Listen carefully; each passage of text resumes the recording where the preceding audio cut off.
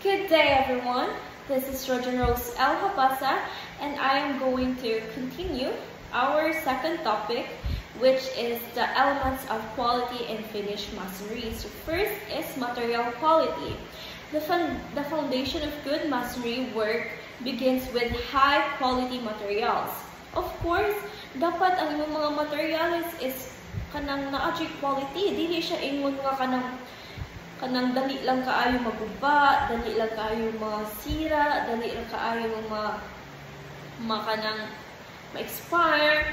So what are the materials nga dapat need nimo i-check ang quality? These are the bricks, blocks, or stones. Should be uniform in size, free from cracks, and properly cured. So in mortar, composed of cement, sand, and water, must be mixed in the right proportion to achieve strength and adhesion. So of course, we all know that if ang mortar sayo pagka-mix, ang cement, ang sand, ang water sayo pagka-mix, possible na bati ang quality sa inyong kanaang walls. So dapat ginamonitor sa din nato maayo ang ato mga materials. So using substandard or incompatible materials often led to structural weaknesses, just like what I said. Dali siya maguba, discoloration, or surface defects. So dapat kana ang mindful ta sa itong mga materials nga gipanggamit. Next is workmanship. Skilled workmanship ensure that bricks or stones are laid evenly with consistent spacing and alignment. So sa atong pagtrabaho kuno, it's very important na ma-check nato atong mga workers sa ilang trabaho. Hey, what if sayop ang ilang paglihok? Like, sayop ang kanaang dili consistent ang alignment, dili consistent ang cement nga gi-use, like baga ang pika side, tapos ang pika side is nipis. So proper leveling, jointing, and finishing techniques are critical. Each mason must maintain accuracy, plumpness, and uniformity to achieve a professional appearance and strong bonding throughout the structure. Just like what I've said, it's very important na ma-maintain nato ug giunsa pagtrabaho sa atong worker ang iyang project. So next is surface appearance. So a well-finished masonry surface should display uniform color, texture, and neat joint. So if imong surface gani kay mailhan man jud na ang trabaho kay sayop, if sa appearance pala makita na nimo daan nga kana ang naadyoy sango, naadyoy mali, makaingon jud to nga ano giusa man ipong trabaho, makaana jud tad, right? So in surface appearance, mao jud ay kanang first na to makitaan, like ang color, ang texture, ug ang neat joint. If sakto ba maka-judge man dayon ta, di ba, bisag dili ta ingon professional, pero if makita nato nga na ay gamay nga sango, makasaway jud ta, makaingon ta nga hala hiwi hala lahi lagi color ang diri ug diri. So whether the finish is smooth, rough, or patterned, it should align with the design intent. So of course, ang unsay design dapat mabagay jud kay lain kayo nga naay simang. So dapat kabalo sa tamo bagay-bagay sa tong surface, no? Attention to detail, especially in pointing and cleaning, greatly influences the final aesthetic value. So nindot if sa finished masonry magod, it's very important nga ang atong finishes sa atong work is neatly and properly worked. Next is structural integrity. Quality masonry work is not only about appearance. It is also bear loads and resist external forces such as wind, moisture, and temperature changes.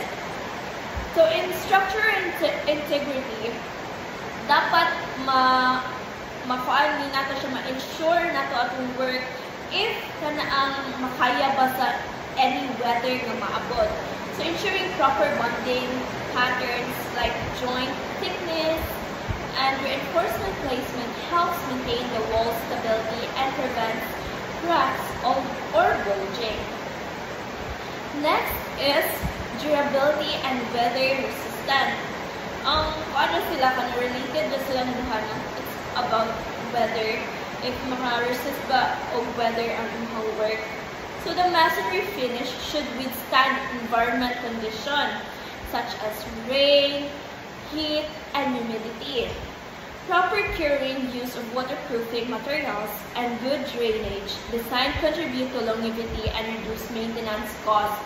So it's very important nga ma-test po nato ang durability sa itong work, no? Kaya para dili masayang ang gasto, dili masayang ang kahago sa worker or sa kanang owner, diba? Dili lang kay sa worker and also sa owner kay makagasto po na, magsigira na sila gasto. So it's very important na kana ang ma-maintain or kana ang ma-manage o tarong ang atong work. Next is quality control practices in finished masonry. So we have here 6 quality control practices in finished masonry. So to meet quality standards, several control measures are implemented during construction. So first is material testing. So verifying that cement, sand, and bricks meet strength and quality specification. So material testing, i-test jud ang imong material if kana ang lig-on ba, imong cement is kanang dili pa ba expire, imong sand sakto ba sa quality nga ginamit para sa usa ka project. So next is proper mixing and curing. So ensuring the correct water cement ratio and adequate curing to prevent cracks. So it's very important na proper itong pag-mix ang pag-curing. Kaya through this, kay dili man nato makita if lig-on ang ato ang cement, if dili ba sobra sa tubig, just like what I said, if ang curing ba, if sakto ba. Next is alignment and level checks. Using tools like mason's level, plumb bomb, and string lines to maintain straightness and uniformity. So, ang ako ang lesson nga nakuha jud ato during Sir Dongwon, during our alignment and level checks, it's very important jud kay dira man gud makita ang accurate ang ato ang pagtrabaho. If imo ra basagdaan dira nga kanang hiwi siya, dili jud mo gawas ang sakto nga measurement nga imong gusto. Next is inspection of joints. So, keeping mortar joints consistent, usually 10 to 12 mm thick and properly impacted. So, inspection of joint. So, it's very important no na-inspect na itong tarong ato ang joints kay pasin layo ra kaayo distance. Naara ba siya ka ng specific distance na gina-require, which is ang 10 to 12 mm thick.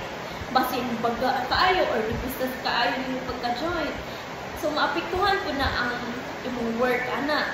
If nipis ra kayo, dali siya matumba. If baga ra kayo, kay mo bulge po siya, like mo burot, na.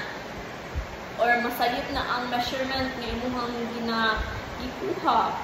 Next is clean workmanship. Removing excess mortar and stains during construction for a neat finish. So, it's very understandable. Dapat limpyo. Limpyuhan nimo ug sa mga excess nga mortar, imuha limpyuhan. Next is final evaluation. So, conducting a visual inspection and structural test before project completion to ensure compliance with standard. So, it's very important na if mahuman na imuhang work na akay final evaluation, like i-check mo each work if sakto ba pagkatrabaho. Like, mag-conduct inspection. So that's it for the quality control practices in finished masonry. So it's very important na we follow this quality control if ganahan jud ka gana ang nindot nga work or satisfied ang imong kanang customer. So that's it for my part. Again, this is Rosemrose Alhabasa. Thank you.